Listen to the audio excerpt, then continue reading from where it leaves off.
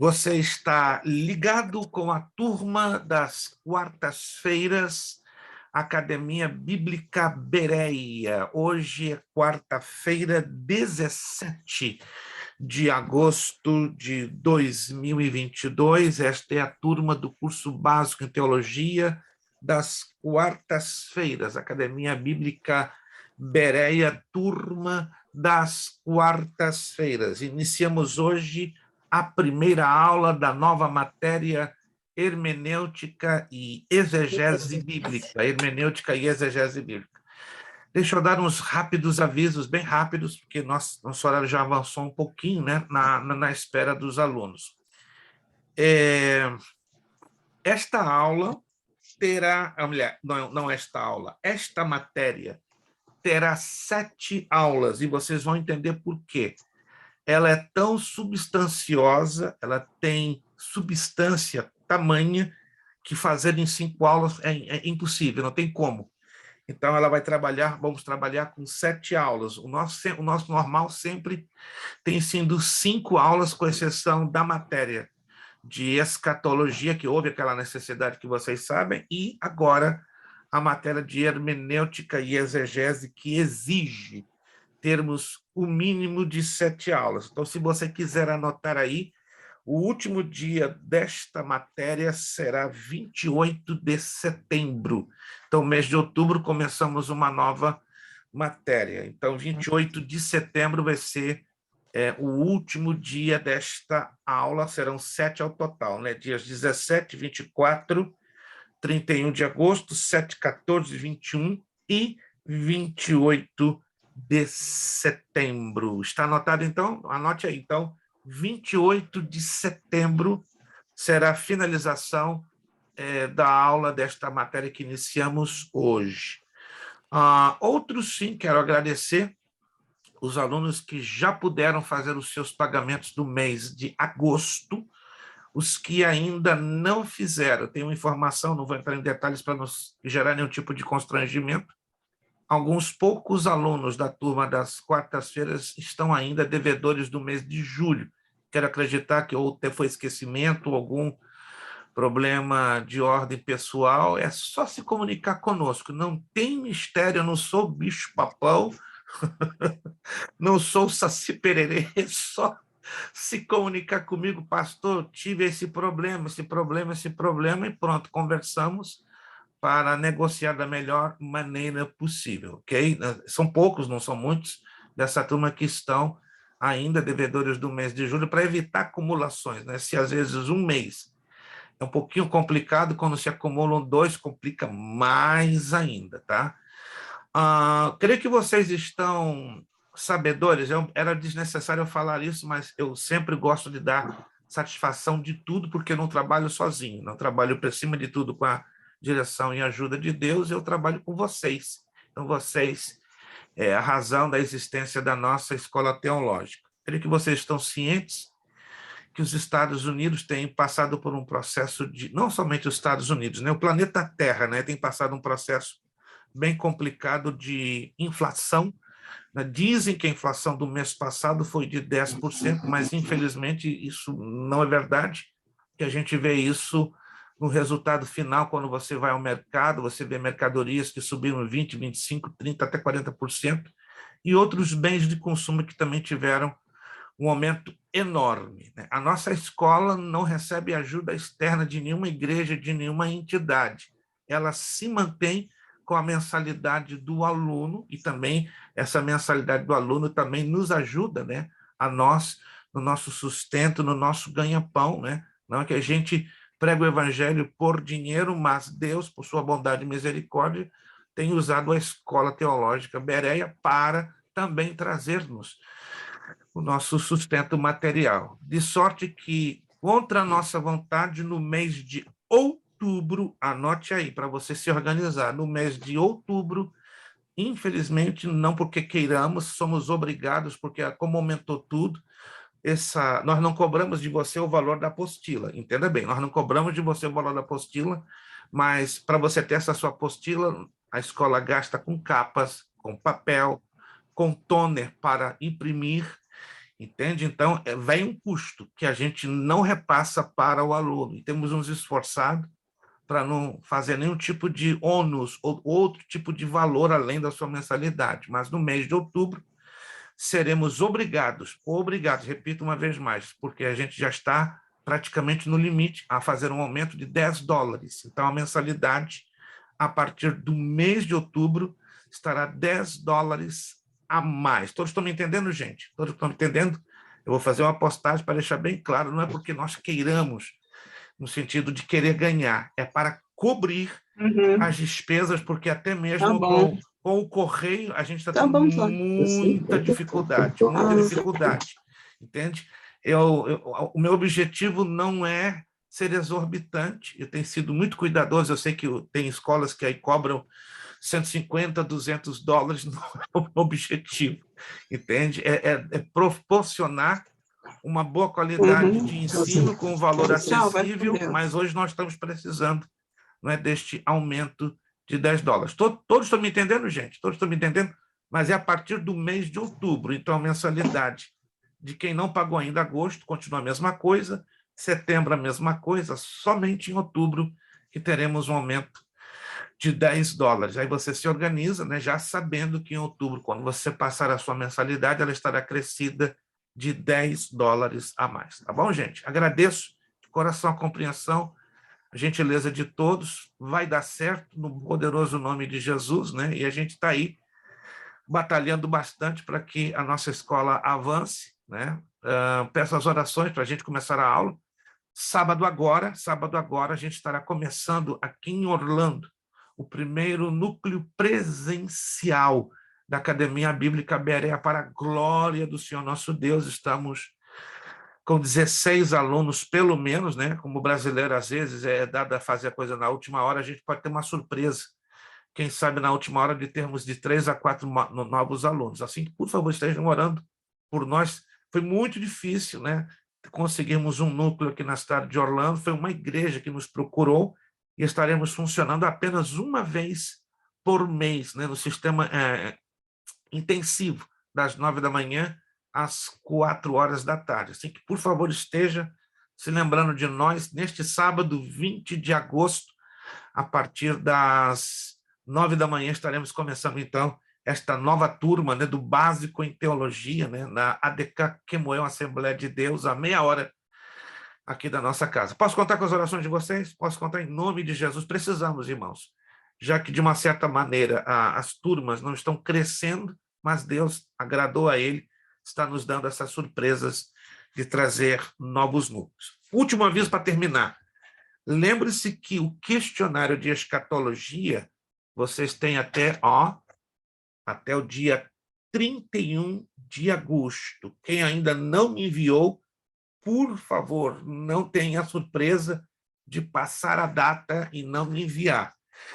Só aceitarei prorrogações em casos de saúde ou problemas de trabalho, né? Se o aluno teve algum problema de saúde, algum problema de trabalho, é óbvio que eu considerarei uma nova data, desde que o aluno justifique por escrito, é nada mais que justo, tá? Então, se o aluno não tiver problema de saúde ou problema de trabalho e não justificar, infelizmente, eu não posso considerar a entrega do seu questionário. Outro sim, se caso o aluno tenha ou problema de saúde ou de trabalho e não possa entregar no dia 31 de agosto, é só redigir uma cartinha simples, né, pastor, devido a esta situação, tal, eu peço um tempo a mais, e eu daria mais 2 semanas, entende? Para não complicar a correção de trabalhos, que eu tenho uma quantidade enorme, né? Eu acordo 5h30 da manhã, começo a trabalhar às 6 e paro às 11h30 da noite, ou às vezes 1 ou 2 da manhã,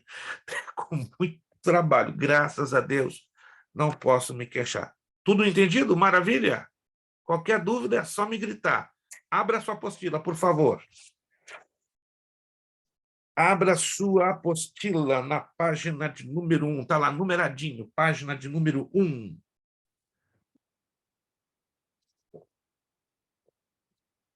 Vamos lá. Alguém, em algum momento da sua vida, já ouviu falar desta matéria teológica hermenêutica e exegese? Seja sincero. Lucas, irmã Márcia, Jobé, quem mais? Quem mais? Quem mais? Levante a mão. Isso, irmã Isabel, irmã Daniele. Os demais, não. É normal, é natural, não se espante. Nem todos ouviram falar desta matéria da teologia ou do estudo sistemático da palavra de Deus por nome de hermenêutica e exegese. Deixa eu perguntar a vocês, como é que vocês costumam entrar na casa de vocês? Eu entendo que a maioria de vocês tem uma casa ou própria ou alugada. Quero entender que na maioria de vocês tem uma porta de entrada ou uma porta dos fundos, mas como é que você exatamente entra na sua casa? Queria que vocês estão entendendo aonde eu quero chegar com essa minha pergunta. Então, vocês têm alguma coisinha que dá acesso à porta. Vamos lá. Qualquer um pode abrir o áudio e me dar uma resposta.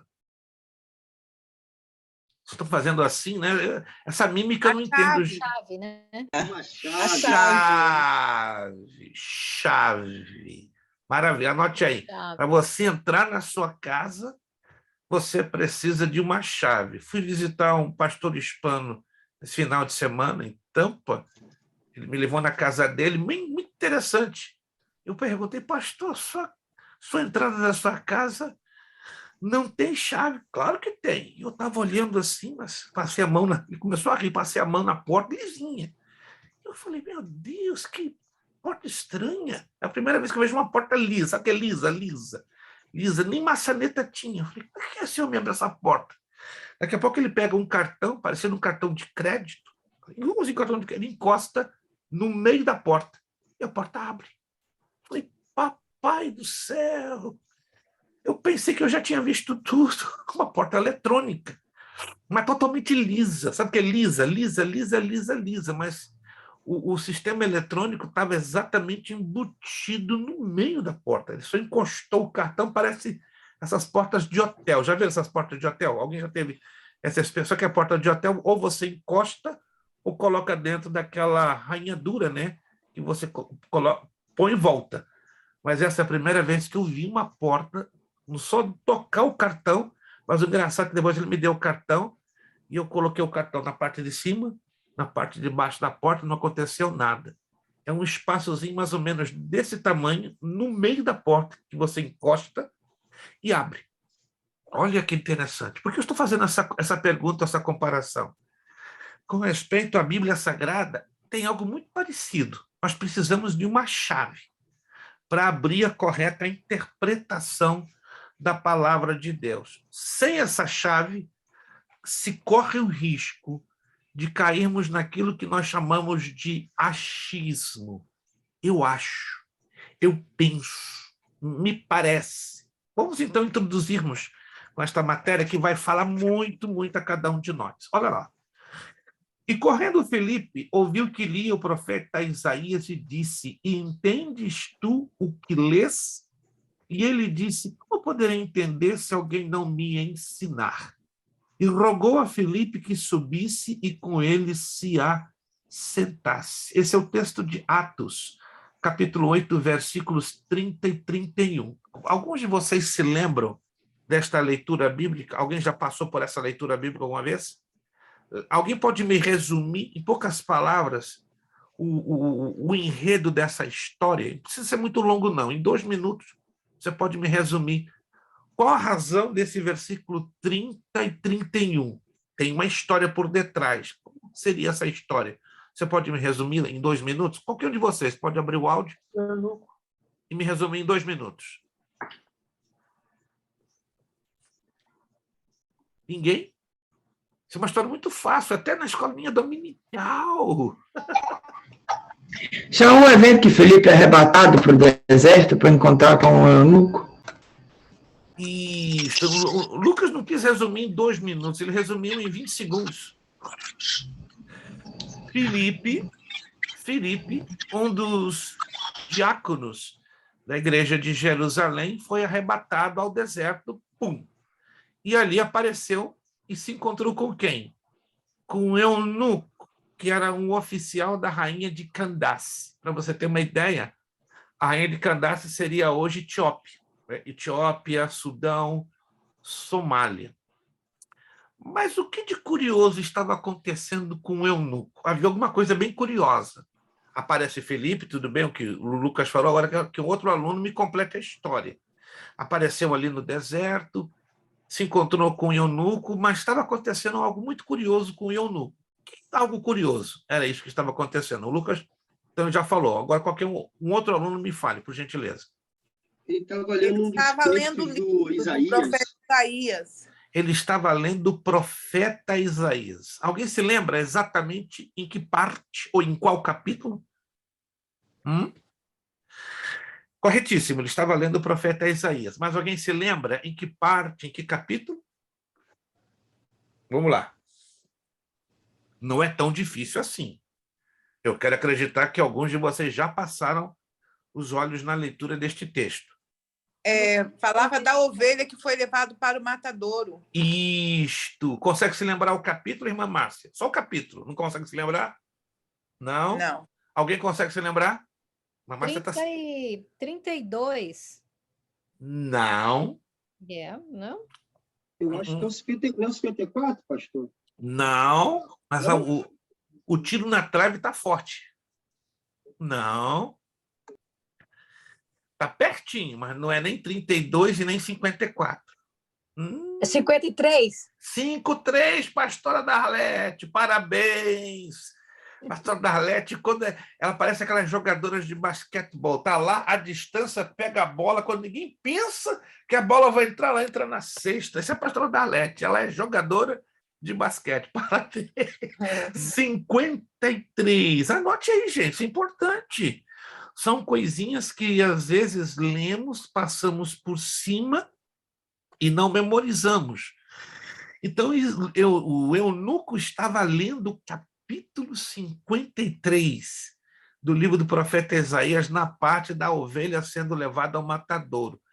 Mas o que mais deixou o eunuco intrigado quando ele procedia à leitura do texto? Vamos lá. Alguma coisa incomodou, intrigou o eunuco. Algum de vocês, um outro aluno, pode me dizer?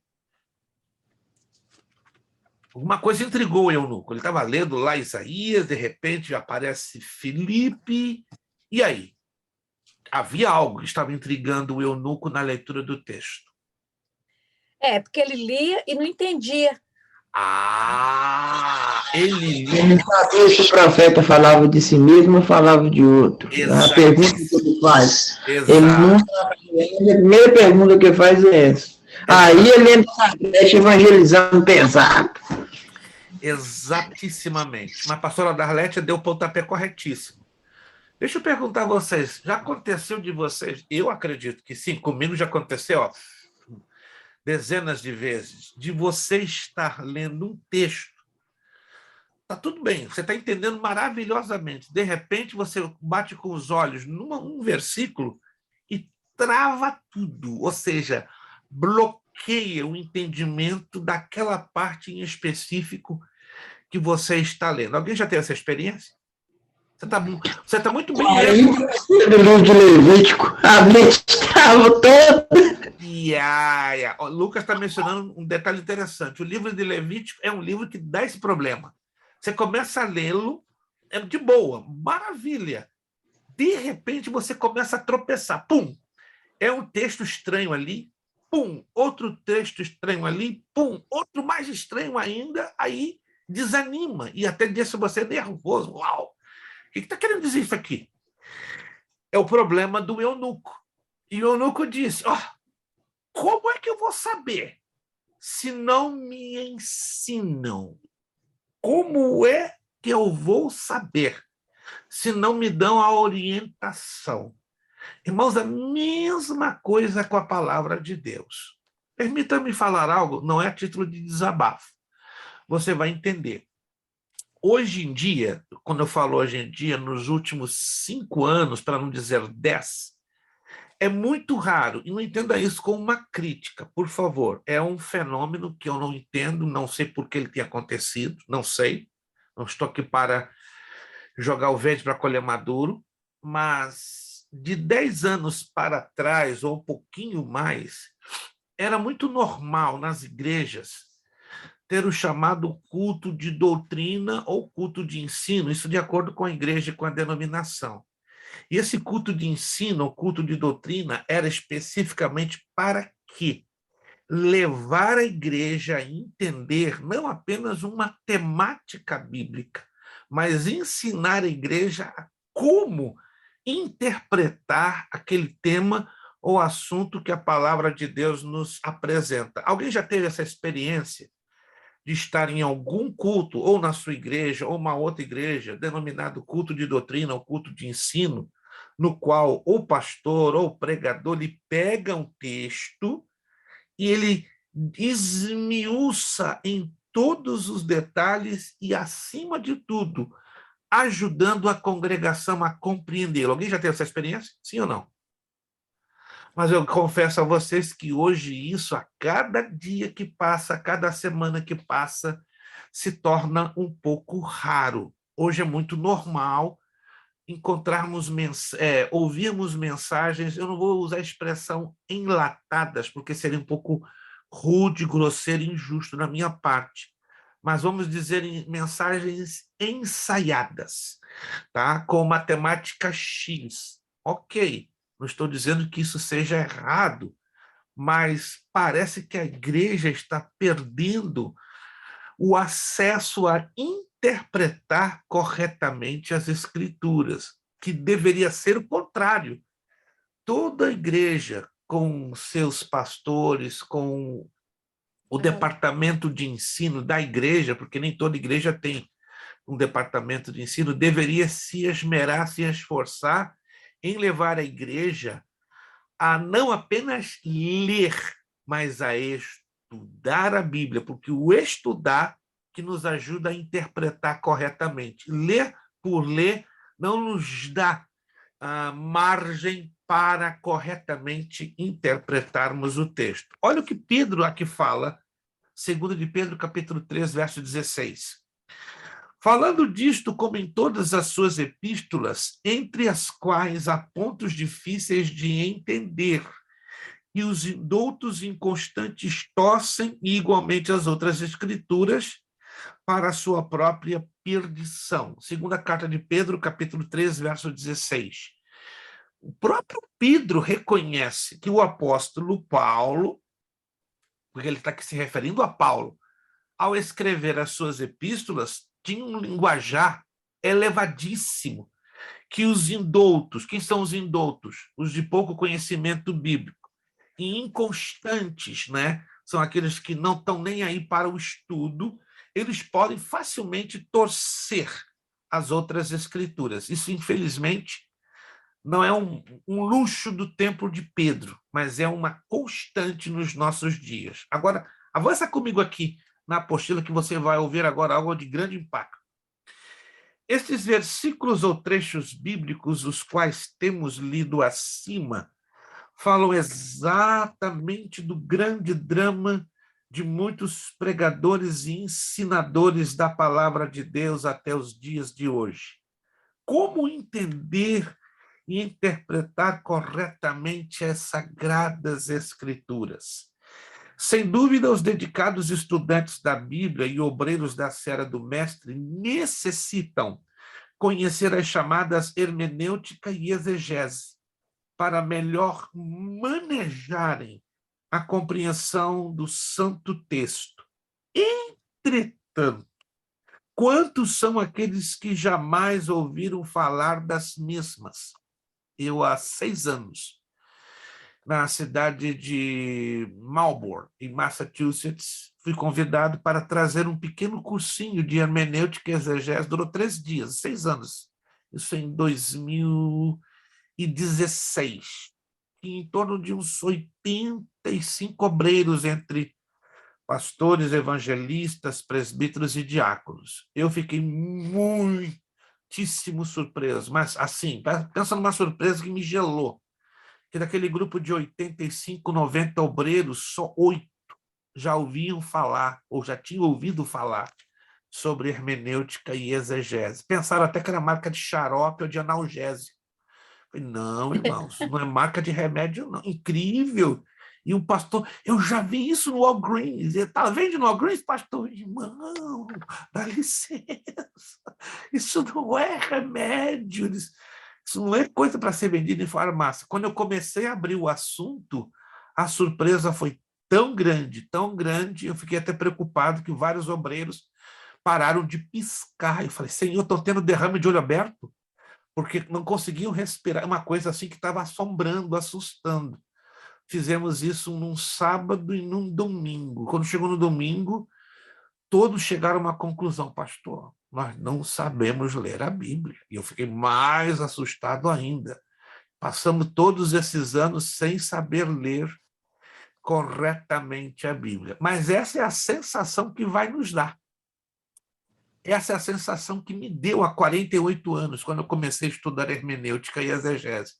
Como eu não tinha nunca lido a Bíblia, eu estava lendo uma outra Bíblia completamente diferente. Então, não estou querendo assustar você, mas essa impressão que você vai ter não somente hoje, que eu estou introduzindo a matéria, mas na próxima aula você vai ficar realmente um pouco preocupado. Eu falei, uau, então, qual a razão que esta matéria não é ensinada com tanta clareza? Pastor, desculpe interromper, essas coisas também acontecem porque a gente também ouve muita coisa errada a vida inteira e toma como certo, entendeu? Tem esse outro.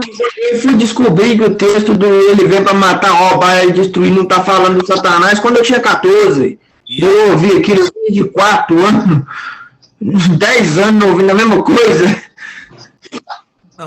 Não fiquem assustados do que eu vou falar em seguida. Calma, deixa eu só abrir mais o leque, porque eu tenho certeza, você hoje vai sair dessa aula sem dormir direito. Porque você vai ouvir coisas que vai até soar como heresia, mas não é heresia. Que eu vou provar a vocês dentro da própria Escritura. Porque a Escritura, ela explica-se por si própria. Vamos lá. Sem dúvida, os dedicados estudantes da Bíblia, como eu já falei, e os obreiros da seara do mestre, necessitam conhecer as chamadas hermenêutica e exegese para melhor manejarem a compreensão do Santo Texto. Entretanto, quantos são aqueles que jamais ouviram falar das mesmas? Os melhores dicionários etimológicos. Para quem não sabe, a palavra etimológico quer dizer na raiz da palavra. Mateus, boa noite, a paz do Senhor.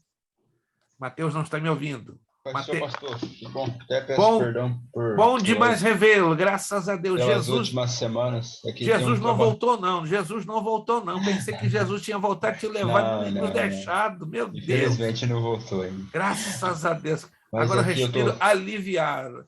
Agora o teu servo pode partir, que eu já vi a tua salvação. Só para pastor, o trabalho ali está tendo bastante serviço acumulado, aí a gente está tendo que ficar até mais tarde, tá?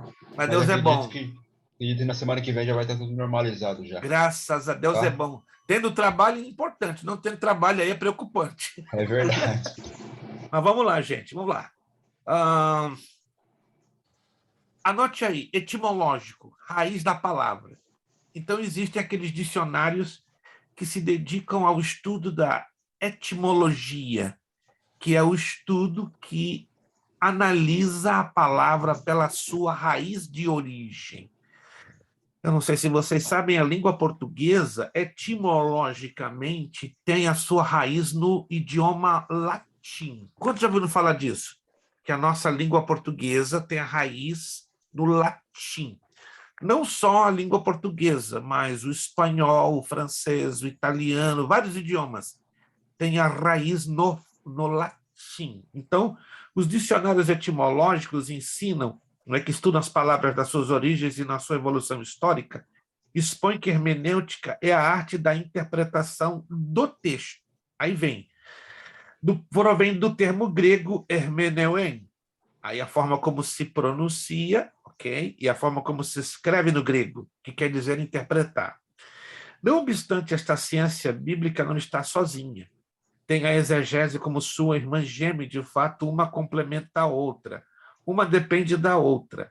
É importante ressaltar que a exegese é precedida pela hermenêutica, ou seja, vem antes da mesma, e trata basicamente do estudo das palavras dos idiomas originais da Bíblia, isto é, o hebraico, o aramaico e o grego, da confrontação dos diversos textos bíblicos e das técnicas aplicadas na linguística e na filosofia. Melhor ampliando, exegese vem de duas palavrinhas do grego, ek e egnomai, então, aí como se pronuncia e como se escreve no grego. Então, ek, egnomai quer dizer penso, interpreto, arranco. É a prática da hermenêutica sagrada que busca a real interpretação dos textos que formam o Antigo e o Novo Testamento. Muitas heresias e religiões, preste atenção aqui, isso aqui é interessante, que são consideradas cristãs, estão levando a milhares de pessoas a conhecerem a Bíblia segundo suas próprias interpretações pessoais e humanistas. Necessitamos reconhecer que a Bíblia não é um livro de interpretação humanista, senão que ela mesma oferece os recursos para a sua autointerpretação. Os fariseus procuravam viver e entender a Bíblia segundo seus rituais e pontos de vista. Jesus, entretanto, diz a cada um de nós: examinai as Escrituras, porque vós cuidais ter nelas a vida eterna, e são elas que de mim testificam. João capítulo 5, versículo número 39. Muitos são os anões espirituais, porque insistem em não examinarem de fato e de verdade as Santas Escrituras. Muitos estão estagnados quanto à revelação genuína e divina da palavra de Deus, porque talvez estes tenham convertido a Bíblia em outro livro bastante diferente e estranho ao que é de fato. Por isso, faz-se necessário estudar corretamente hermenêutica e exegese, para que elas possam nos ajudar a entender, a compreender e a viver plenamente o que Deus quis e quer dizer-nos em sua santa palavra. É importante esclarecer que esta apostila não tem a pretensão de ser um exaustivo manual ou completo compêndio de hermenêutica e exegese bíblica. Tratam-se de tão somente princípios básicos e elementares, que aqui serão apresentados, os quais funcionarão efetivamente como uma plataforma de lançamento para um estudo muito mais profundo e pormenorizado, se o aluno ou amante de ambas as ciências se interessar em fazê-lo a posteriori. Nossa oração é que Deus lhe desperte poderosamente a compreender na exposição desta matéria o significado e a importância de uma marcante declaração das Escrituras. Essa declaração eu acho muito linda. E ler o livro da lei de Deus, declarando e explicando o sentido, faziam que, lendo, se entendesse. Neemias 8:8. Por que é importante o estudo da hermenêutica e da exegese? Há uma importância. Vamos lá.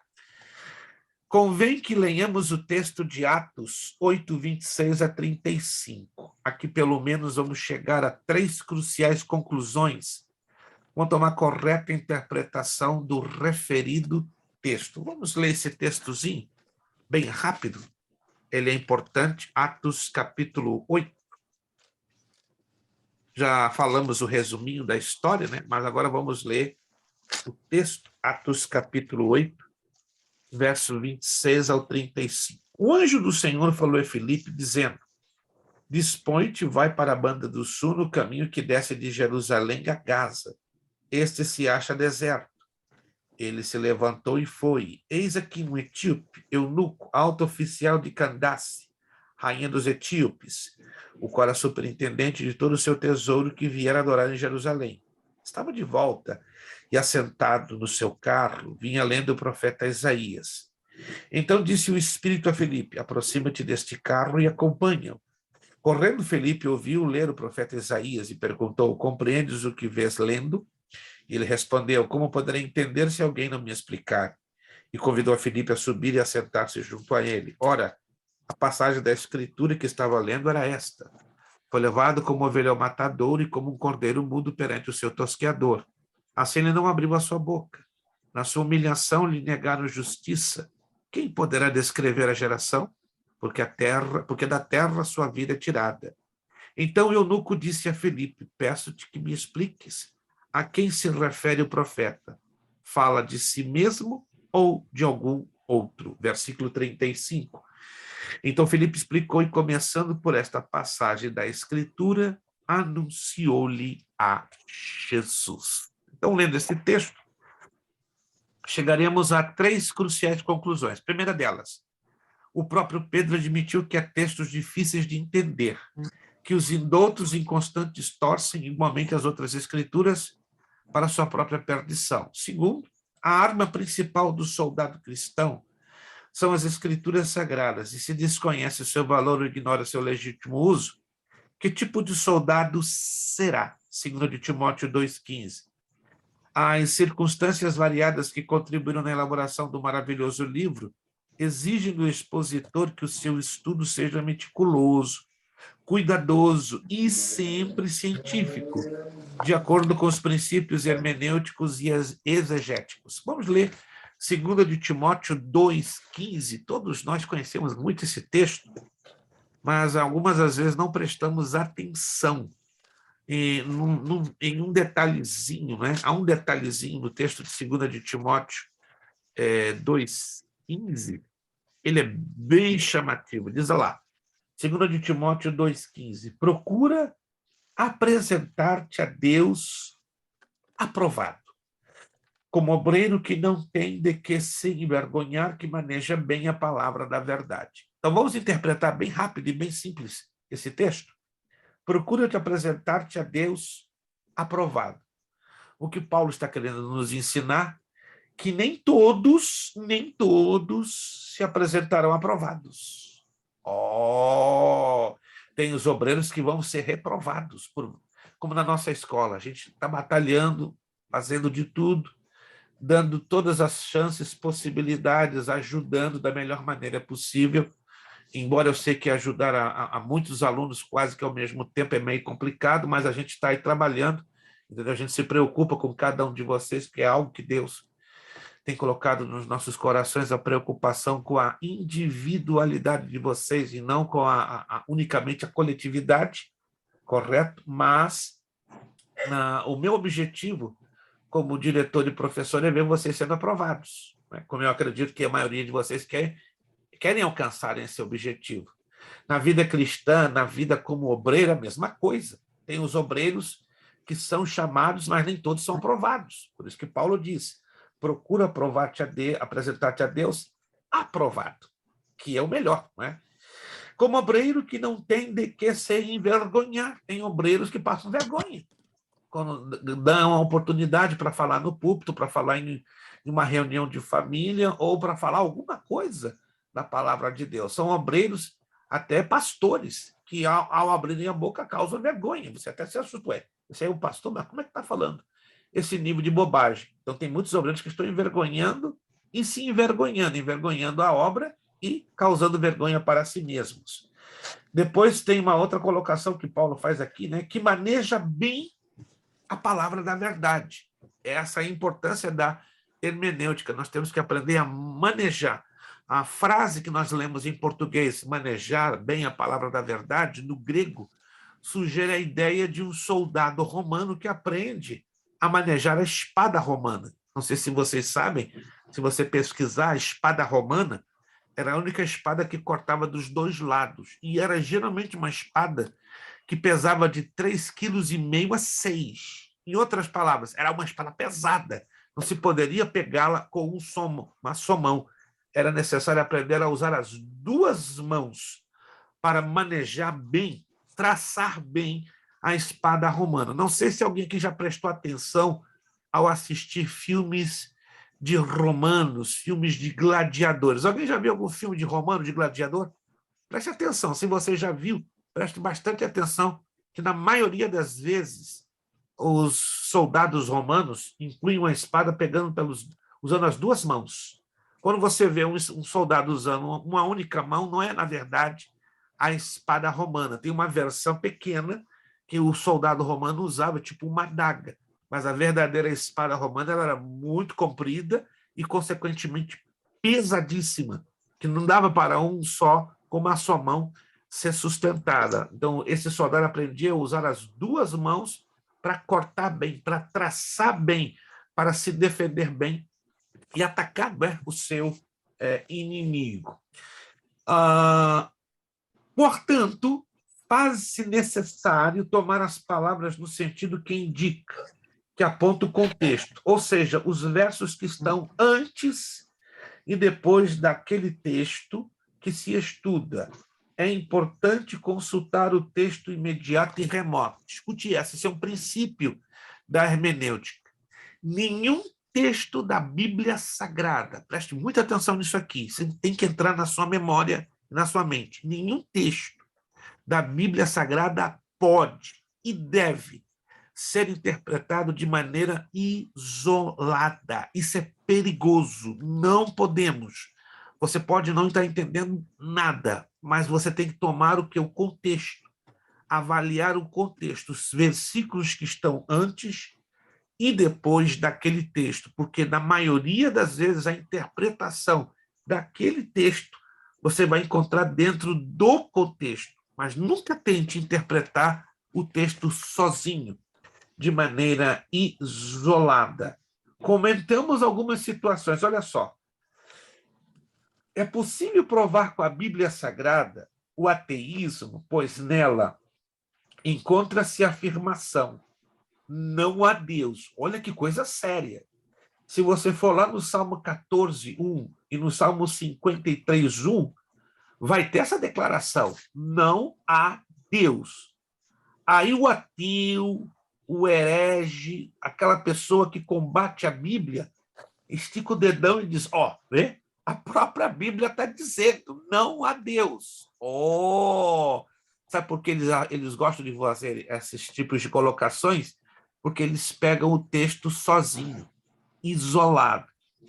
Vocês querem ver um texto que a igreja homossexual, né, a chamada a igreja de gênero, hoje tem, infelizmente, várias igrejas homossexuais no mundo, né? Aqui nos Estados Unidos, em San Diego, da Califórnia, existe a maior igreja de lésbicas e gays. São mais de 12 mil pessoas.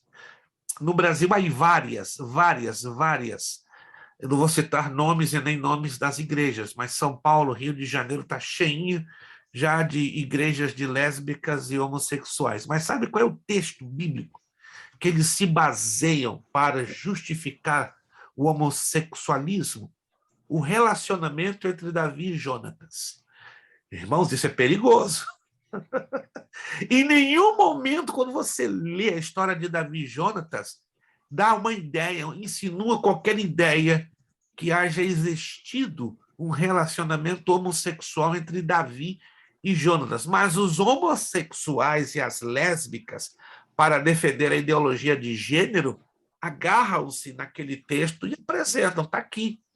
Como os espíritas se agarram no texto lá de Malaquias para dizer que João Batista é a reencarnação do profeta Elias, porque eles pegam os textos isolados. Isso é perigosíssimo.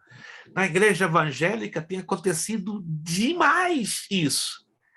Vou dar um exemplo que agora vocês vão, cai para trás. Um exemplo que eu canso demais de ouvir pregadores no YouTube, então, de 100 pregadores do YouTube, 97 pregam exatamente a mesma coisa. E eu quietinho, papai do céu, como é que conseguem fazer isso? Igualzinho. E um dia, com um respeito que eu tenho enorme por um, que eu tenho uma admiração enorme, não vou dizer quem, eu coloquei lá uma postagem: meu irmão, tem certeza disso? É assim que ensina hermenêutica? Ele começou a rir. Quem é o senhor para me dizer isso? Eu não sou ninguém mais. Pelas leis da hermenêutica que o irmão está pregando, não encaixa. A parábola do trigo e do joio. Presta atenção. Quem vocês imaginam que representam o trigo e o joio nessa parábola? Vamos lá. Se é que você já ouviu algum ensino, alguma pregação sobre este assunto. Isso é um assunto difícil. Eu já ouvi várias pregações, quer dizer, todas que eu já ouvi, que o trigo e o joio. O trigo é o crente fiel e o joio é o crente infiel. Perfeito, pastora. Isso a maioria prega, mas eles não provam aonde. Como eles provam isso? Porque para eu explicar uma parábola, eu preciso ter uma base bíblica para explicar a parábola. Preste atenção, olha que interessante. Jesus deixou 53 parábolas escritas, registradas. Só 20% delas, Jesus dá o significado da parábola. Ou seja, ele está falando da parábola e 1, 2, 3 linhas à frente ele dá a interpretação. Alguém já viu isso? Alguém já leu isso? Em algumas das parábolas, Jesus está ensinando uma parábola, aí dá umas 2, 3 linhas à frente, ele dá a interpretação. De todas as parábolas que Jesus deixou, são 53, a de explicação mais rápida, imediata, sabe qual foi? A parábola do semeador. Lembra-se da parábola do semeador? Jesus fala a parábola do semeador imediatamente, não demora nem 2 linhas, nem 2 frases. Ele explica tintim por tintim o que significa a parábola do semeador. Mas a parábola do trigo e do joio, ele não explica. Sabe por que não explica? Porque a base da explicação está lá dentro do Antigo Testamento, no livro dos profetas. Quando você estuda o conjunto do livro dos profetas, tem que estudar o conjunto. Aí você descobre a verdadeira interpretação. Sabe qual é? O judeu fiel e o judeu infiel. Não tem nada a ver com o crente fiel e o crente infiel. Olha que coisa séria. Pastor, e agora? Como é que mudar? Como a gente faz para mudar isso? Não tem como mudar. É muito complicado. Eu preguei isso numa igreja americana há 2 anos atrás, 2 anos e meio, em Rhode Island, Providence. Todo mundo ficou de cara assim. Americanos. Não estou dizendo que eles são melhores do que nós em nada. Ficaram de boca aberta. What? The unfaithful Jew and the faithful Jew? Yes. Aí me colocaram contra a parede, eu tive que fazer um estudozinho bíblico numa outra ocasião, de 1 hora, mostrando as bases do Antigo Testamento, nas quais nós, ao descobrirmos que joio e trigo tem a ver com a cultura judaica, é um chamado hebraísmo. Fala, Lucas. Isso é simples. Depois você entende uma coisa tão simples. Primeiro que a alusão à igreja, a crente, nunca foi a ver com trigo, era cevada. Os campos já estão dando para a ceifa. Não estava falando de trigo, estava falando de cevada. As alusões nossas sempre a nós, gentil, igreja, é cevada, nunca trigo. Trigo é judeu. Se for até o contexto, porque a prancha onde o trigo era esmerilhada chamava tribulon, tribulação, até o contexto apocalipse leva o camarada a entender. Yes. Lucas, parabéns, Lucas. Lucas começou a matéria de hermenêutica com 2 pés direitos. Se eu posso dizer que ele tem 2 pés direitos, começou com 2 pés direitinhos, 50 pontinhos só para alegrar o coração do Lucas, tá bom, Lucas? Se assusta não, quando fechar tuas notas, vai ter 100 até sei lá onde. Anotou aí, cevada na escritura tem relação com a igreja. Pastor, como é que eu sei disso? Como o Lucas falou, primeiro eu analiso o contexto, depois eu vou ter que descobrir os símbolos que a Bíblia traz. Isso dá um certo trabalhinho. Por isso que temos que estudar a simbologia bíblica. Por exemplo, deixa eu perguntar a vocês, não se assustem não, só para vocês entenderem que essa matéria é fantástica, ela é simplesmente uma chave. É como se estivéssemos aprendendo um código cifrado. Mar, na Bíblia, qual o significado? Alguém se lembra? Ou alguém já ouviu falar? Qual o significado de mar ou mares na Bíblia? Multidão, nações. Mar também fala de separação, distanciamento, afastamento. Então, temos que conhecer de maneira muito básica os símbolos da Bíblia. Eu vou postar aqui no grupo um livro que você precisa ter na sua biblioteca. Ele não é muito caro, ele é chamado Sombras e Tipos da Bíblia. Isso vai lhe ajudar demais a compreender o significado dos símbolos e dos tipos que trazem a Sagrada Escritura. Vamos avançar, porque nós temos muita coisa ainda hoje para trabalhar. Olha lá, Romanos capítulo 7, versículo do 1 ao 6. Vamos ler? Agora vai ficar bonito isso aqui. Agora vai ficar bonito. Carta de Paulo aos Romanos. Carta de Paulo aos Romanos, capítulo 7. Agora vai ficar bonito no mundo. Isso aqui agora sim, vai ficar bonito. Olha só. Romanos, capítulo 7, do verso 1 ao 6. Eu vou estar lendo na Almeida, Revista Corrigida. Não sabeis vós, irmãos, pois que falo os que sabem a lei, que a lei tem domínio sobre o homem por todo o tempo que vive? É uma pergunta que Paulo faz. Porque a mulher que está sujeita ao marido enquanto ele viver está-lhe ligada pela lei. Mas morto o marido está livre da lei do marido. De sorte que vivendo o marido será chamada adúltera, se for do outro marido. Mas morto o marido, livre está da lei, e assim não será adúltera, se for do outro marido. Assim, meus irmãos, também vós estáis mortos para a lei pelo corpo de Cristo, para que sejais do outro, daquele que ressuscitou dentre os mortos, a fim de que demos fruto para Deus. Porque quando estávamos na carne, as paixões dos pecados, que são pela lei, operavam em nossos membros para darem fruto para a morte. Mas agora estamos livres da lei, pois morremos para aquilo em que estávamos retidos, para que sirvamos em novidade de espírito e não na velhice da lei. Muita atenção aqui, por favor. Atenção redobrada. Quantas vezes, por favor, preste atenção, quantas vezes eu e você, ao lermos esses versículos, encontramos a palavra lei? Pode contar. Entre o versículo 1 e o versículo 6, quantas vezes aparece a palavra lei? Vou dar um tempinho.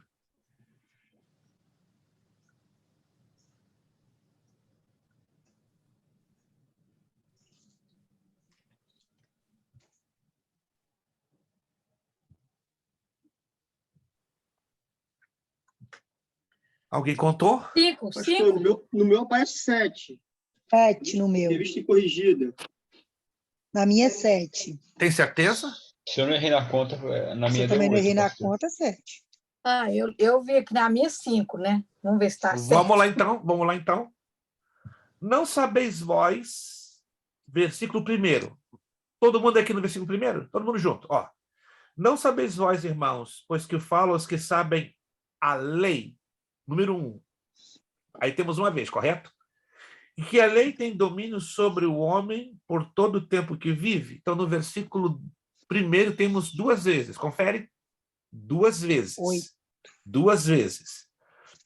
Porque a mulher que está sujeita ao marido enquanto ele viver está ligada pela lei. Aí vem a terceira ocorrência.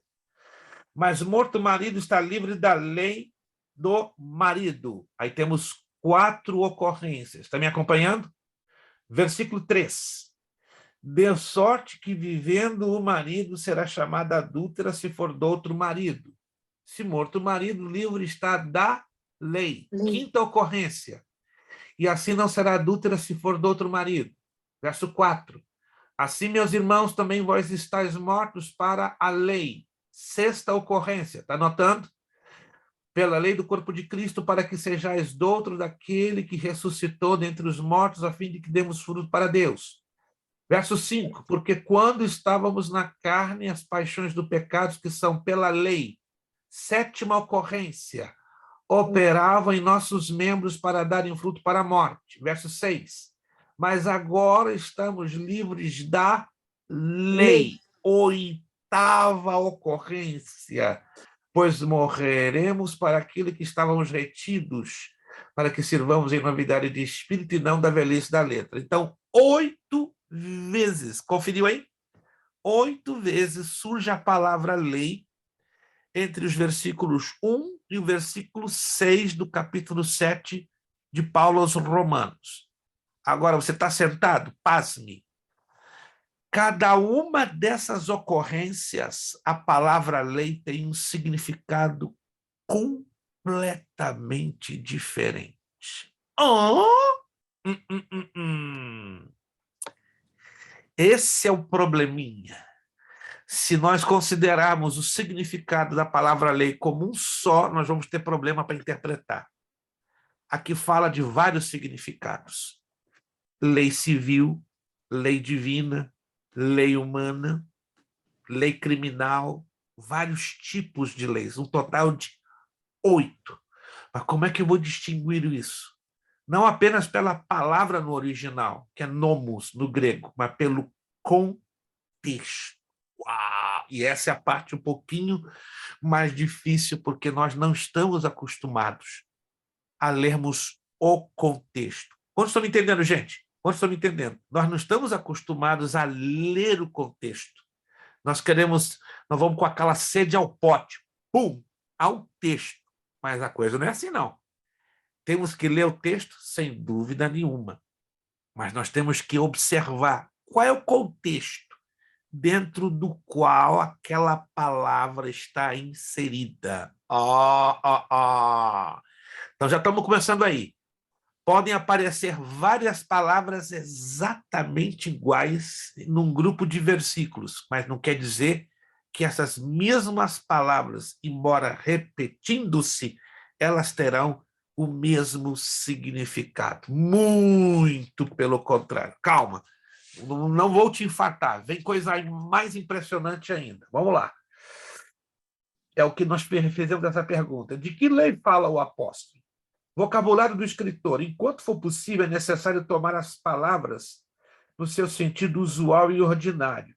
É absolutamente necessário tomar as palavras no sentido que indica o conjunto da frase. Já vai? A frase, na sua maioria, vai determinar, dentro do seu conjunto, o significado daquela palavra. Lá na frente você vai entender. Comente. Estamos debaixo da lei. Abra sua Bíblia, primeira carta de João, capítulo 3, versículo 4. Aqui temos um big surprise. Opa! Yeah! Aqui nós temos um big surprise. 1 de João, capítulo 3, versículo 4.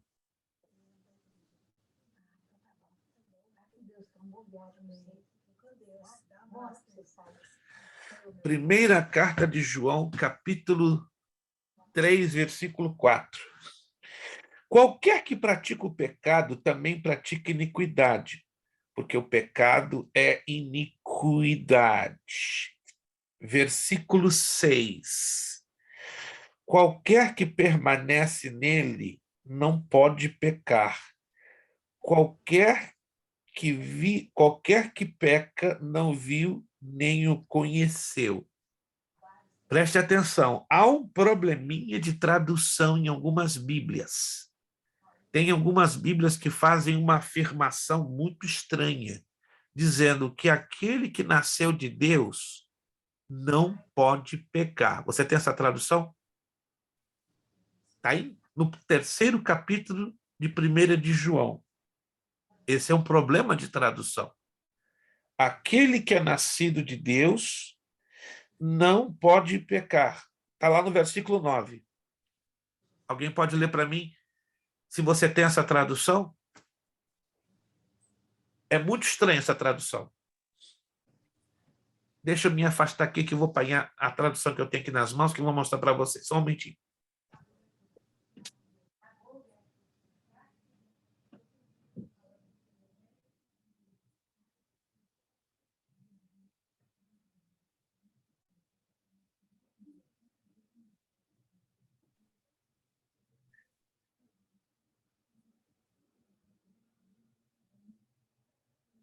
Eu tenho uma tradução que diz assim: qualquer que é nascido de Deus não pode pecar, porque a sua semente permanece nele e não pode pecar, porque é nascido de Deus. Alguns de vocês têm essa tradução? Irmã Márcia tem. Preste atenção, irmã Isabel também. Preste atenção no que essa tradução está dizendo. Isso aqui é sério, perigoso, se nós interpretarmos ao pé da letra. A minha tem uma outra tradução. Perfeito, a gente vai em seguida avaliar isso aqui, mas preste bem atenção nisso aqui. Ó.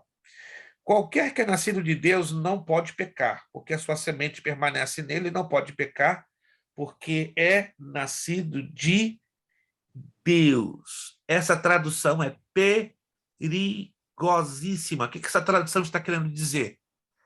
Que uma pessoa que é nascida de Deus não tem capacidade para pecar. Preste atenção, se você for fazer a tradução ao pé da letra, essa vai ser a interpretação que você vai ter do texto. Ou estou errado? Sim ou não? Se eu for fazer a interpretação ao pé da letra. Mas esse é o problema.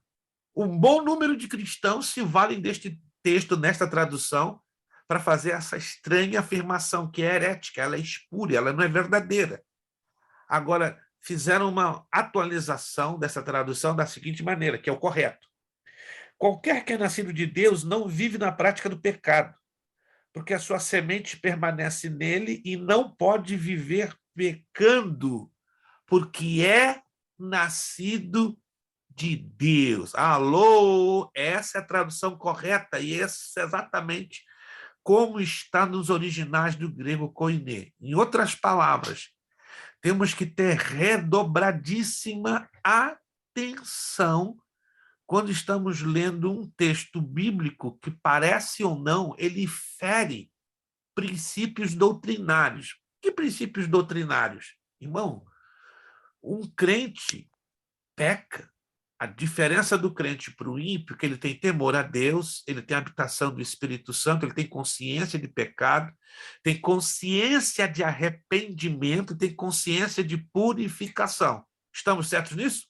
Estamos certos nisso? Já o ímpio não tem consciência de pecado, não tem consciência de arrependimento, ok? Não tem consciência de reconciliação para com Deus.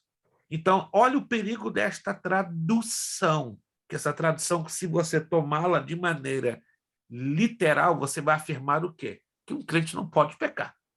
Claro que peca. Não voluntariamente, mas pecamos pela nossa própria natureza pecaminosa. Uma Fernanda levantou a mão, sim. O correto, quando a gente então está até mesmo lendo a Bíblia, seria às vezes pegar algumas Bíblias diferentes para examinar. 100% correto. Eu creio que eu já tenho dado esse conselho, essa recomendação. Nunca tenha uma só tradução da Bíblia. Não cometa este pecado. Vou dizer que é pecado. Porque, por exemplo, aqui em casa mesmo, o senhor sabe que o Zandro tem, a gente sempre gosta de comparar essas mais novas só para ver como eles mexem na palavra para fazer o povo acreditar naquilo ali. Isto, eu já falei e vou falar de novo, mas não é um ataque barato. Não estou aqui para fazer isso, irmãos. Eu não ganho nada com isso. O meu chamado, o chamado que humildemente Deus me deu é para trazer um alerta. Eu falo isso com muito respeito. Cuidado com a nova versão internacional, a NVI. Ela não é uma tradução, ela é uma paráfrase. Qual a diferença de uma tradução de uma paráfrase? A tradução, ela usa os textos originais, palavra por palavra, sendo traduzidas. Como a língua portuguesa é um idioma muito difícil, que não permite, em todos os textos do hebraico, aramaico e grego, trazer a tradução ao pé da letra, então, a tradução que temos hoje, língua portuguesa, diante do que já foi no passado, é considerada uma das melhores, embora, diante do alemão, do ucraniano, do russo, do inglês, fica ainda um pouco a desejar. Mas nós temos uma boa tradução em língua portuguesa. Entretanto, faz-se necessário termos pelo menos 3 diferentes traduções na sua casa.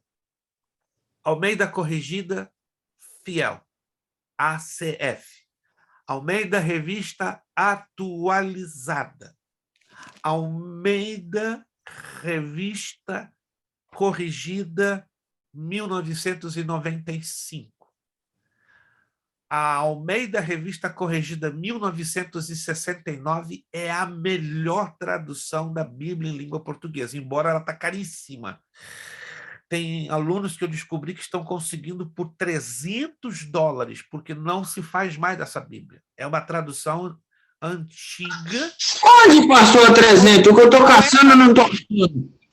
Almeida Revista Corrigida 1969. Tem por $300. Na Amazon? Sim. Ontem tinha 2 exemplares, hoje desapareceu. Ontem tinha 2 por $297. Já onde? No Amazon? Sim, mas já não tem mais disponível, porque é uma tradução raríssima. Tem que pôr na waitlist para poder dar o sinal, para quem tem o sign, né? Põe na waitlist para eles darem o sinal que está disponível. Eu consegui hoje, falando com uma das minhas cunhadas no Rio de Janeiro, ela foi numa livraria em Madureira e conseguiu uma lá escondidinha, mas estava escondidinha numa embalagem fechadinha, vai mandar para mim por R$90. Escondida. R$90. Eu falei, Maria José, tu tá brincando? Eu até pago o correio para ti, vai chegar em uma semana aqui na minha casa.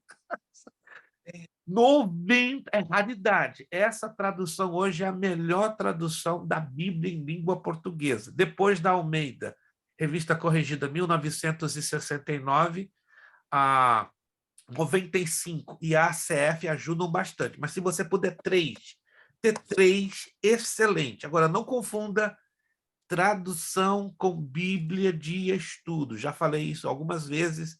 Uma coisa é a tradução, outra coisa é a Bíblia de estudo. A tradução é o texto da Bíblia, como se apresenta.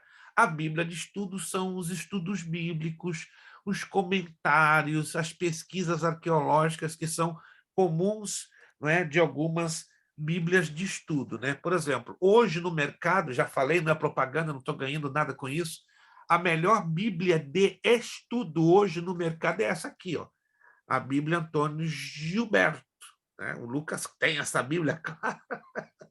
E alguns têm. Essa é a melhor. Lá, irmão Wallington, hoje é a melhor Bíblia de estudo no mercado. Ou seja, não por causa da tradução, mas por causa do conteúdo de estudos bíblicos, que ajuda. Inclusive, ela tem conteúdo de hermenêutica e exegese. Para quem gosta de entrar nessa matéria, ó. Sim, pastora Darlete. Posta ela aí para a gente comprar. Isso eu vou postar. Não, mas agora não dá para anotar tudo, né? Eu entendo.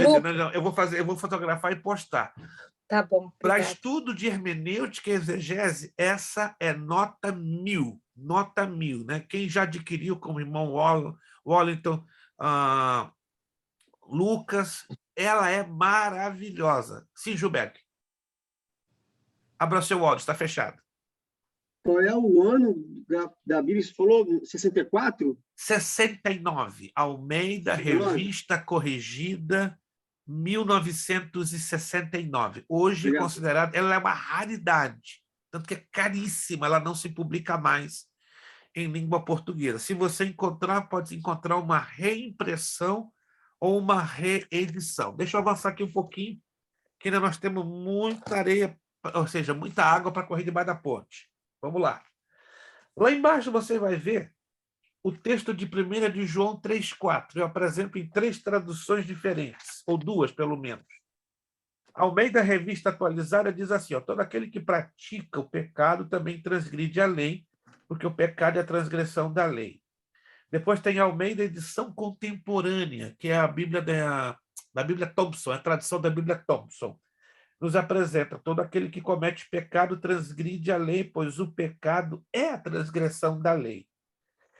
E um dos mais conhecidos textos originais em grego, ele é conhecido como Nestle Aland United Bible Society, nos revela, aí você vira a página, aí vai aparecer o texto, como ele é escrito no grego, não se preocupe, você não precisa aprender grego por enquanto, e como se lê a transliteração. As roponham terramartian kaiteanomian poienkai terramartia estinrianomia. Essa palavra que eu sublinhei, tanto no texto grego, saúde, como no texto da transliteração, anomia quer dizer lei, tá? Para você entender que a palavra anomia ou anomia, que é a palavra lei, tem vários significados de acordo com o contexto. Agora, olha só que importante. O intuito do escritor é preciso tomar em consideração o desígnio ou objetivo do livro ou passagem em que ocorrem as palavras ou expressões obscuras. Esta regra tem importância especial quando se trata de determinar se as palavras devem ser tomadas em sentido literal ou figurado.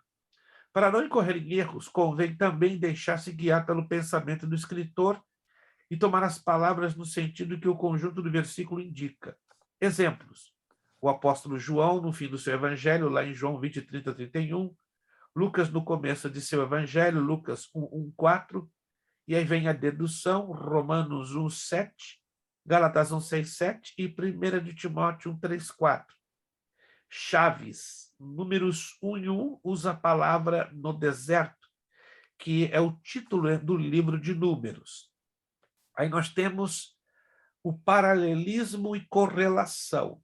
É indispensável consultar as passagens paralelas, explicando as coisas espirituais pelas espirituais. Primeira carta de Paulo aos Coríntios, capítulo 2, verso 13. Passagens verbais que ocorrem as mesmas palavras. Passagens reais, quando se trata do mesmo assunto, ou se expõe a mesma doutrina, no caso dos evangelhos. Agora vamos entrar mais a fundo, já com exemplos mais práticos. Vamos estabelecer diferenças entre hermenêutica e exegese, mas um pouquinho da sua atenção, que isso aqui é importante.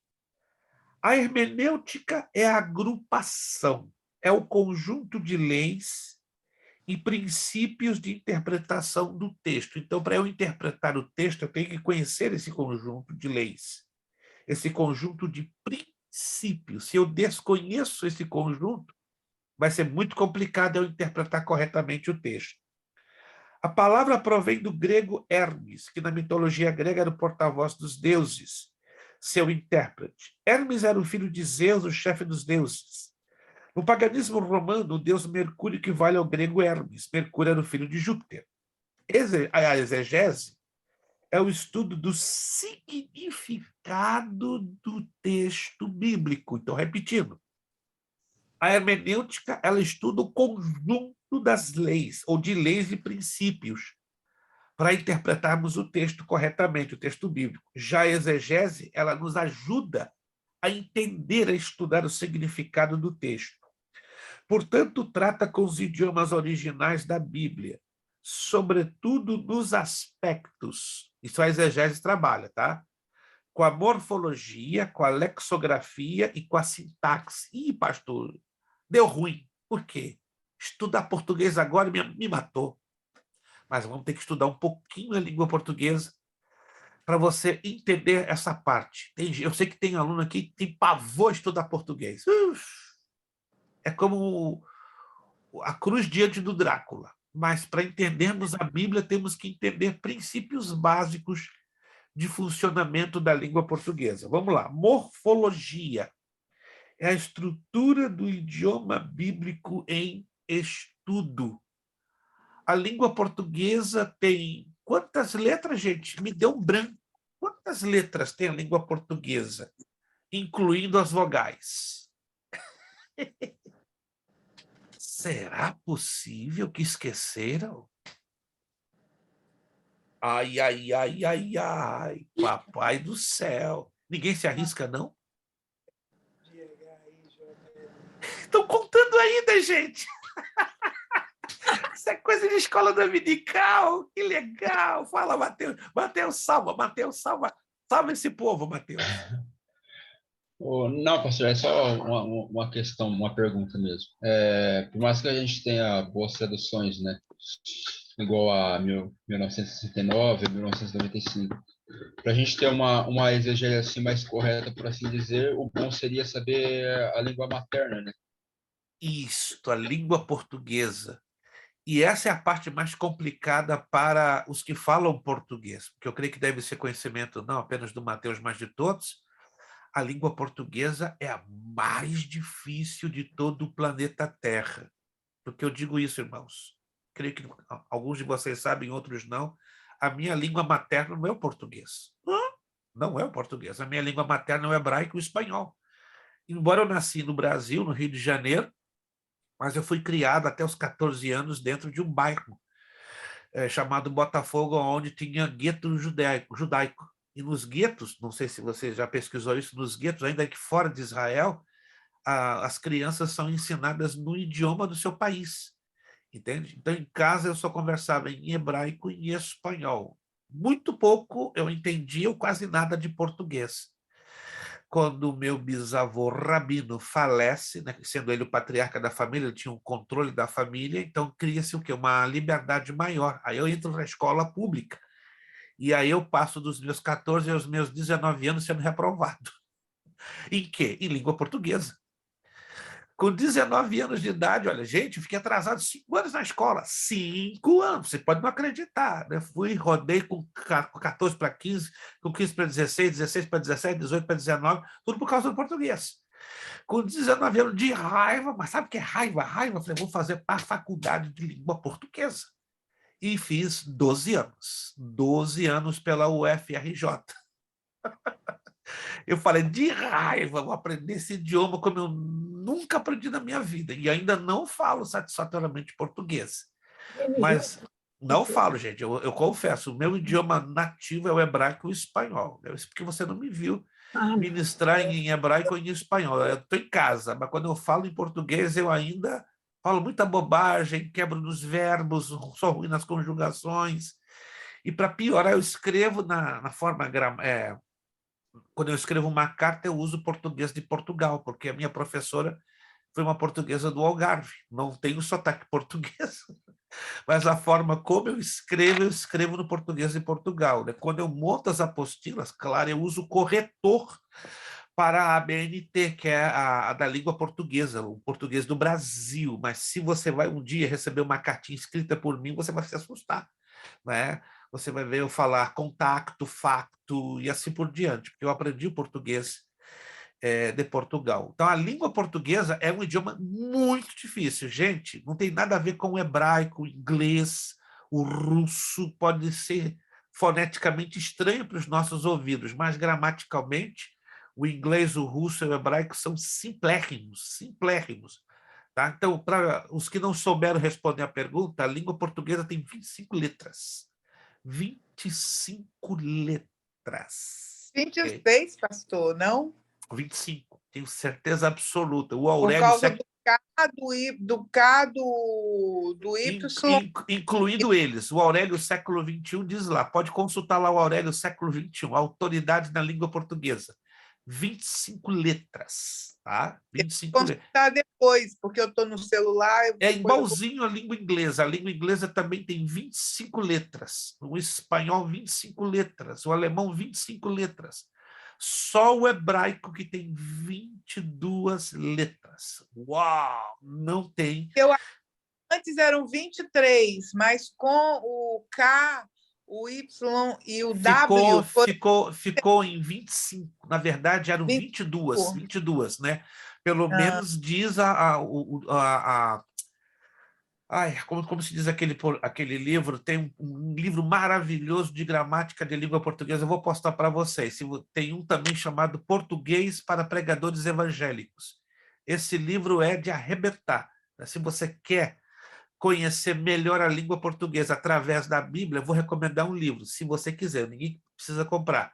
Português para Pregadores Evangélicos. Você conhece a gramática da língua portuguesa através da leitura da Bíblia. Mas eu achei também que fosse 26, pastor. 25. Lembre-se que houve a reforma da língua portuguesa em 2010. Aonde mudou muita coisa. Eu pesquisei no site 2009, está dando 26. Como? Eu pesquisei no site aqui, a reforma foi feita em 2009 e está dando 26. Mas tem outros sites que dizem 25. Então, eu fico pelo que o Aurélio século XXI coloca como 25, né? Ficou um pouco polêmico essa questão da reforma, porque tirou os acentos de palavras como ideia. Agora você pode escrever ideia sem o acento. No português de Portugal você acentua ideia, mas no português do Brasil não se usa. Mas seja lá, 25 ou 26, o nosso alfabeto, a nossa língua portuguesa, é muitíssimo difícil. Mas vamos lá, vamos avançar um pouquinho mais. Vamos lá. Lexografia são as distintas funções das palavras isoladas no texto bíblico em estudo. A lexografia ela vai estudar o seguinte: que tal palavra ela é sujeito ou substantivo, tal palavra ela é um adjetivo, tal palavra é um advérbio. Lembra-se disso em língua portuguesa? Substantivo, advérbio, pronome, adjetivo. Essa partezinha incomoda muito quem não gosta de língua portuguesa. E tem a sintaxe, que são as distintas funções das palavras bíblicas quando são combinadas no discurso. É o chamado objeto direto, objeto indireto, pronome e assim por diante. Vale a pena recordar e frisar que o vocábulo exegese, etimologicamente falando, provém do grego ex, fora ou partir de egesis, texto, que quer dizer tirar. Também significa extrair de, traduzir, narrar, interpretar. Este último sentido é o mais usado frequentemente na teologia. A hermenêutica, que a exegese aplicada, exerce a função essencial no processo do estudo teológico. O estudo da canonicidade procura determinar quais são os livros que trazem o cunho, a marca da inspiração divina e quais não o trazem. Canonicidade. Alguém se lembra do significado dessa palavra? Canonicidade. Pode abrir o áudio e responder, se você sabe. É do canon? Do canon? Perfeito, canon. Mas vamos lá, vamos esmiuçar, Joberg, vamos esmiuçar de canon. Mas qual é a tradução exata da palavra canonicidade? Pastor, a tradução exata eu não vou saber te explicar, não, mas foi quando eles fizeram aquela reunião, né? E decidiram quais os textos bíblicos seriam... como é que faz? Me fugiu a palavra. Inspirados ou não? Excelente, Gilberto. Gilberto sabe. É que ele se faz de não sabedor. Isso aí a memória foge, rapaz. Não, isso com todo respeito e carinho, é um charminho do Gilberto, né? Todo mundo tem um charminho, né? E o Gilberto tem, com todo respeito, um charminho maravilhoso, né? Ele se faz, que não sabe. Daqui a pouco ele coloca um negócio bem explicadinho. Parabéns. Olha, a irmã Jaqueline que o diga. Com todo carinho eu falo isso. Não sabe, irmão, o irmão sabe. É que o irmão é tão modesto que não quer abrir o jogo. As palavras às vezes fogem da mente. Não, tu tem palavras muito melhores do que a minha forma de verbalizar. Eu tenho que aprender o teu português, homem. Eu estou a desejar muito. Vamos lá. Canonicidade, qualidade do que é autêntico e inspirado. Pronto. Quer anotar aí? Canonicidade, qualidade daquilo que é autêntico e inspirado pelo Espírito Santo. Porque se a gente não entender o que é canonicidade, fica difícil interpretarmos corretamente o texto. Ok? Vamos lá. A crítica textual tem a finalidade de averiguar o fraseado de um texto. A crítica histórica estuda as circunstâncias contemporâneas que constituem a composição de um determinado livro. Quantos livros compõem a Escritura Sagrada? Vamos lá. Alguém se lembra? 66. 66. Vamos dividir lá. Quantos para o Antigo e quantos para o Novo? 26. Vamos lá? 6 e 7. Não. Quantos livros para o Antigo e quantos para o Novo? 26. Não, tem alguma coisa errada. 39, 27, não, pastor? 39 e 27. 39, 27 do Antigo, 27 do Novo. Quantos idiomas foram usados para a redação da Bíblia? Grego, hebraico, aramaico. Grego, hebraico, e aramaico, Aramaico.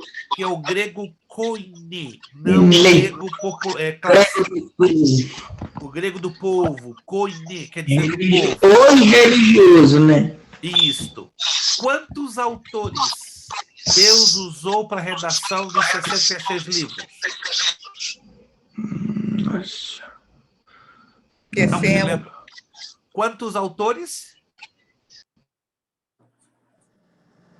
40. 40 autores diferentes. Em que espaço de tempo foi escrito toda a Escritura Sagrada? Em que tempo foram escritos os 66 livros? 1.600 anos. 1.600 anos. Isso é importante demais, termos esses dados na nossa memória, porque para nós entendermos o quê? A crítica histórica, porque ela vai estudar as circunstâncias contemporâneas que constituem a composição de um determinado livro. A hermenêutica é fundamentalmente uma codificação dos processos que, em geral, utilizamos um nível inconsciente para que possamos entender o significado que outra pessoa tentava transmitir. Somente quando algo, preste atenção, bloqueia nosso entendimento espontâneo da mensagem de outrem é que então reconhecemos a necessidade de algum método que nos auxilie na compreensão daquilo que tal pessoa pretendia dizer. Os bloqueios ao entendimento espontâneo da comunicação de outra pessoa surgem quando há diferenças na história, cultura, língua, filosofia, entre nós e aqueles que estão falando. É importante ressaltar, nós vamos terminar daqui a pouquinho já, tá bom? Mais 8 minutos e terminamos. É importante ressaltar que a exegese bíblica procura responder à interrogação do estudante da Bíblia. Qual é a interrogação do estudante da Bíblia? O que significa este texto no idioma original? Ou qual o sentido real e exato do texto? O sentido original do texto abrange basicamente 5 pontos de destaque. Quem de vocês já usou cartilha no tempo do beabá que aprendeu a ler e escrever? Cartilha. Alguém usou cartilha? Você vai usar agora a cartilha da hermenêutica. A cartilha da hermenêutica, ela tem 5 itens. Procura memorizar isso aqui, ó. O idioma original do texto bíblico. Então, quando você pega qualquer texto, faça-se a pergunta. Em que idioma foi escrito esse texto? Hebraico, aramaico ou grego koiné? Letra B. Ocasião do texto. Em que ocasião foi escrito este texto que eu estou lendo? Ou seja, o tempo ou a época em que o texto bíblico foi escrito. Isto envolve profundamente a história bíblica. Letra C. O lugar do texto bíblico. Aonde foi escrito esse texto bíblico? A cultura. Aqui está a antropologia cultural dos povos bíblicos. Nós julgamos que um texto foi escrito entre os judeus. Não. Pode ter sido escrito entre os babilônios, entre os persas, entre os romanos, entre os egípcios. Então, nós temos que levar em consideração a cultura aonde foi localizada o momento da redação daquele texto bíblico. Vai ter muito a ver com a influência da mensagem que o texto nos apresenta. E os costumes. Isso aqui que é muito complicado, mas é necessário conhecermos, fazendo investigações básicas.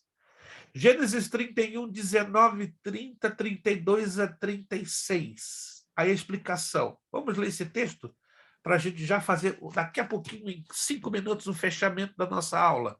Gênesis capítulo 31. Gênesis capítulo 31. Que interessante isso aqui. Gênesis capítulo 31. Versículo 19. E havendo Labão ido tosquiar as suas ovelhas, furtou Raquel os ídolos que seu pai tinha. Esse é o verso 19, capítulo 31, versículo 30. E agora, se te querias ir embora, porquanto tinhas saudade de voltar à casa de teu pai, por que furtaste os meus deuses? Versos 32 e 36. Com quem achares os teus deuses, esse não viva. Reconhece diante de nossos irmãos o que é teu, do que está comigo, e tomam para ti. Pois Jacó não sabia que Raquel os tinha furtado. Então entrou Labão na tenda de Jacó, e na tenda de Leia, e na tenda de ambas as servas, e não os achou. E saindo da tenda de Leia, entrou na tenda de Raquel, mas tinha tomado Raquel os ídolos, e os tinha posto na albarda de um camelo, e assentara-se sobre ele, e apalpou Labão toda a tenda, e não os achou. E ela disse a seu pai: não se acenda a ira aos olhos de meu senhor, que não posso levantar-me diante da tua face, porque tenho o costume das mulheres. E ele procurou, mas não achou os ídolos. Olha que texto curioso. Se você procura ler esse texto ao pé da letra, você não vai entender absolutamente nada. Eu fecho com 36. Então irou-se Jacó e contendeu com Labão, e respondeu Jacó a Labão. E disse a Labão: qual é a minha transgressão, qual é o meu pecado, e que tão curiosamente me tens perseguido? Em outras palavras, se você ler esse texto sem conhecer a cultura, seja sincero comigo, você vai entender alguma coisa desse texto? Sim ou não? Não. Nada. Nada. Ele vai ficar como algo no ar, ou algo obscuro, como tivesse um bloqueio ao nosso entendimento. Mas quando nós estudamos a cultura deste texto, nós descobrimos que a palavra ídolos no hebraico é terafim. E a palavra terafim no hebraico quer dizer testamento de herança. Então os ídolos naquela época, porque lembre-se que Labão não era judeu. Labão era ugarita, assim como com Abraão, caldeus. Tá?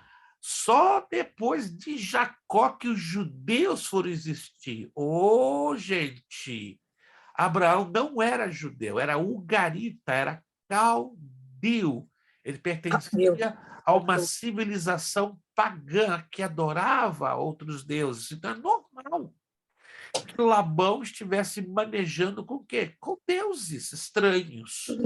E no costume caldeu, ugarita, a herança, o testamento de uma herança não era como hoje se faz, ou no passado se fez, redigindo um papel ou um documento, não. A herança daquela época era depositada na posse dos terafins, dos ídolos.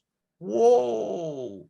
Eu não sabia claro, quando a gente não estuda a cultura do texto que estamos lendo, é normal que nós vamos ter um bloqueio natural ao entendimento. É por isso que muita gente lê esse texto, rema, e não acontece nada. E o povo achando que a Raquel era idólatra, ela queria o cobra. Ela queria o dinheiro, ela queria, como disse... Eu já vi muita gente chamar a Raquel de idólatra, o negócio dele era o cobra. Como dizem os espanhóis, ele queria la pasta, queria o dinheiro, queria a herança do papai Labão. Gente, nós vamos terminar a aula agora em 2 minutinhos com essa última frase aqui, esse último parágrafo. A exegese é uma aplicação dos princípios da hermenêutica, a compreensão do significado que o autor pretendia dar. A teologia bíblica organiza os significados de uma forma histórica, enquanto que a teologia sistemática dispõe esses significados de uma forma lógica. Em resumo, a hermenêutica expõe os princípios de interpretação. A exegese aplica-os a buscar o sentido do texto. Pastor, minha cabeça está queimando. Calma, vamos devagar. Isso aqui é lindo demais. Quando você começar a entender o mecanismo, você vai se surpreender da maneira como você vai ler a Bíblia daí por diante.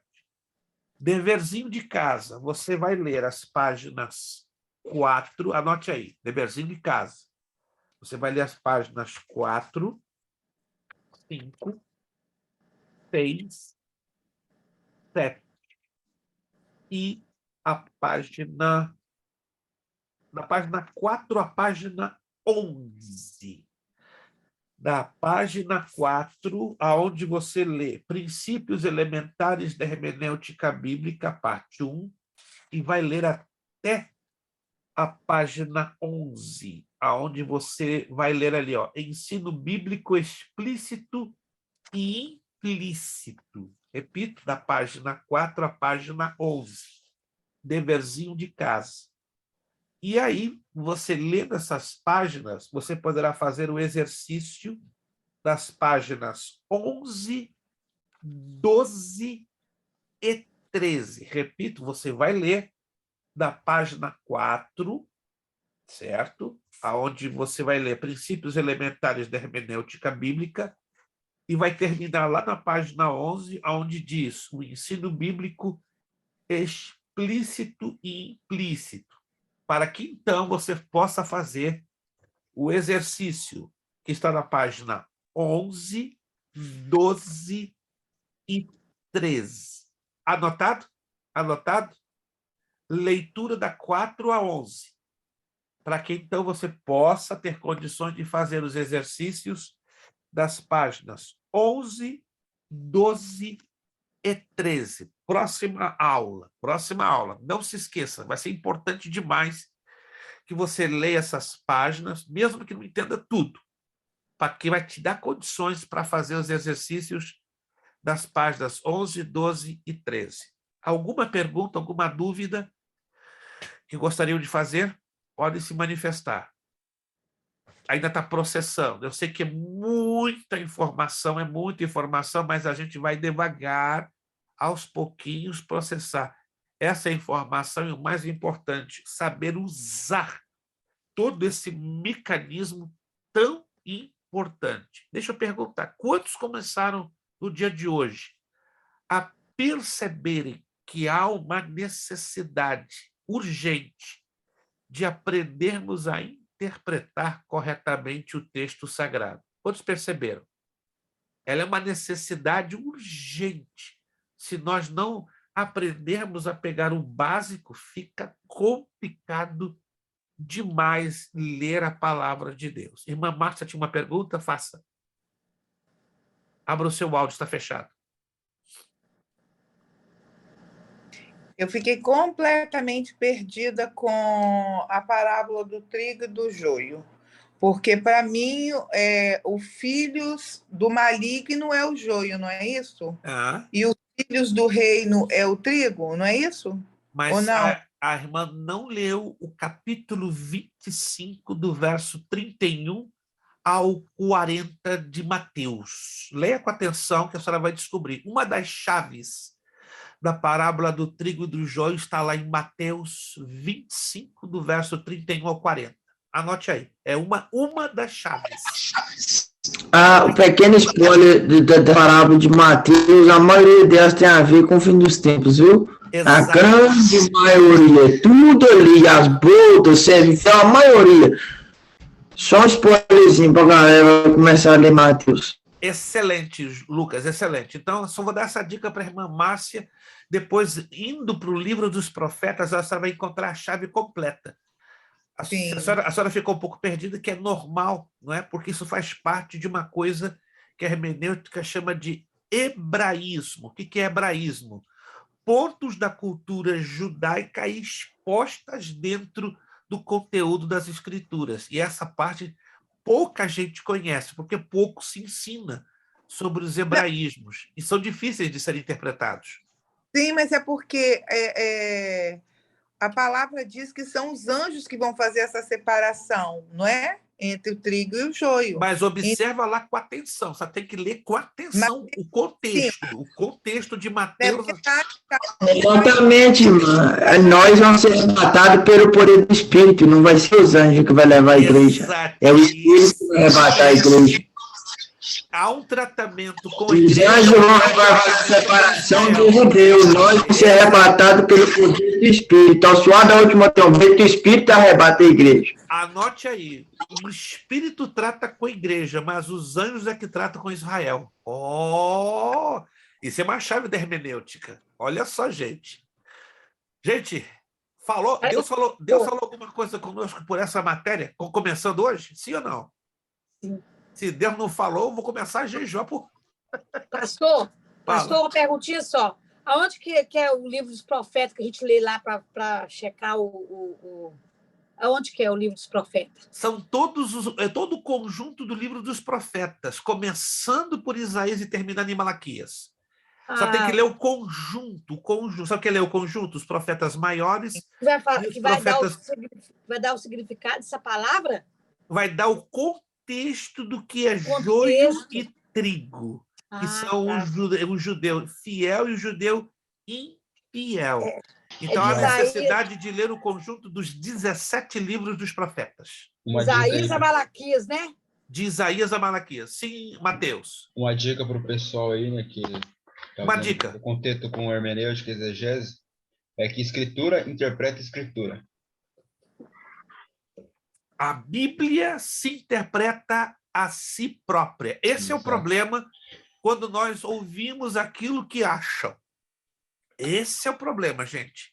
Preste atenção, eu falo com muito carinho e respeito aos pregadores que começam a dizer o seguinte: olha, para mim é assim, eu acho assim, eu entendo assim. Não, não, não, não, não, não, não. Quando os profetas do Antigo Testamento revelavam a palavra, o que eles diziam? Assim diz o Senhor. Ou está escrito.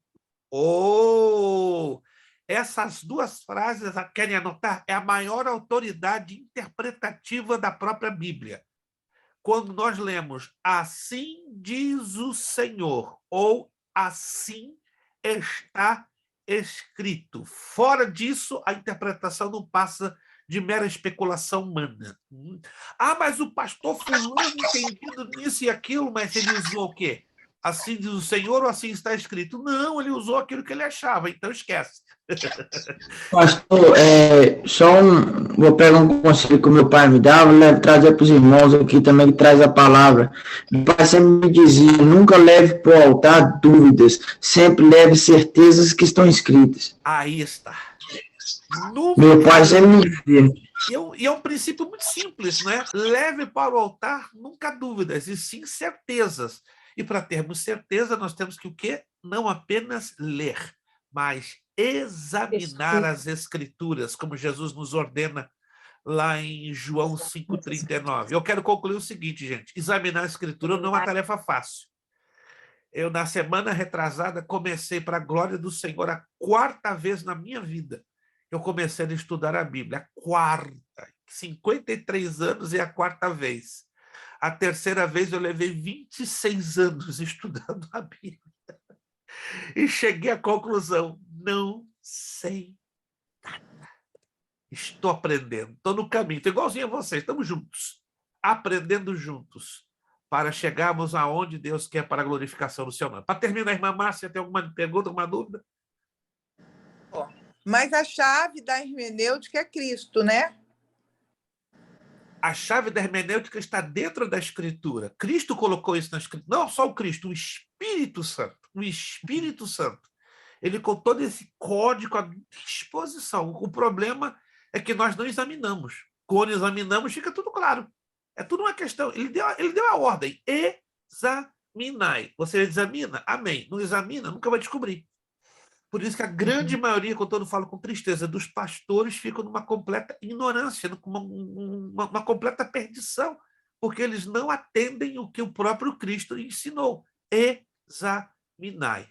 Paulo ensinou muito bem hermenêutica. Os apóstolos, os profetas. O problema é que hoje isso tem caído num completo desconhecimento, num completo abandono. Vamos agradecer a Deus, gente. Meu Deus, começou a esquentar o negócio e vai esquentar mais na próxima aula. Vamos agradecer a Deus. Vamos pedir ao nosso irmão Jair, Mateus Jair, lá do abençoado Paraná, né? Algumas semanas ele não pôde estar conosco, né? A raiz de trabalho, por causa de trabalho, e trabalho é necessidade.